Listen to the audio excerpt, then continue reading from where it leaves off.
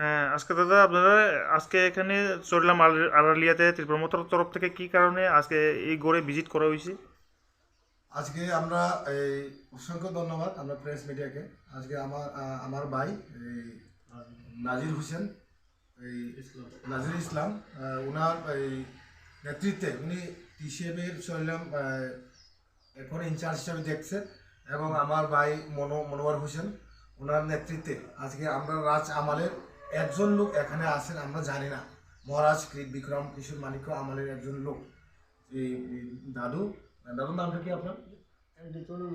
MD Sonu মিয়া। তাহলে এই বাড়িটা কি লাল মিয়া সর্দার বাড়ি। লাল মিয়া সর্দার বাড়ি বললে রাজ আমাল থেকে চেনা হতো, এই চিন্ত। তো দাদুই বলবেন ওরা মহারাজের সঙ্গে কি করেছিল উনি বলবেন। মহারাজের উদ্ভিদ কিশোর বাবা আইতো যে শিকার টিকারও। আচ্ছা আচ্ছা, হ্যাঁ, আমরা শিকার টিকারও গেছি। আচ্ছা আচ্ছা আচ্ছা। মহারাজ ক্রিট বিক্রম না বীর বিক্রম? বীর বিক্রমের ছেলে আর কি।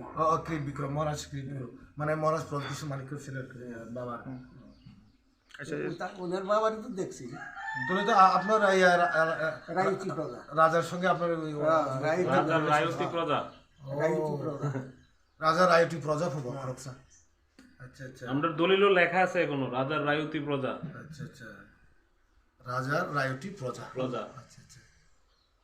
তো আপনার ত্রিপুরামথাতে ওখানে তো মহারাজ প্রতিকিশোর মানিক্য নেতৃত্বে আমরা সামনে চলে আমরা ত্রিপুরামথা প্রার্থী দিব। তো আপনার আশীর্বাদ করেন।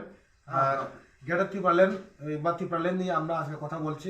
কেন বলতে অনেক সবচেয়ে বেশি ত্রিপুরা হচ্ছে মুসলিম এবং ত্রিপুরা। আমরা তো চাই মহারাজ প্রতিকিশোর মানিক্য।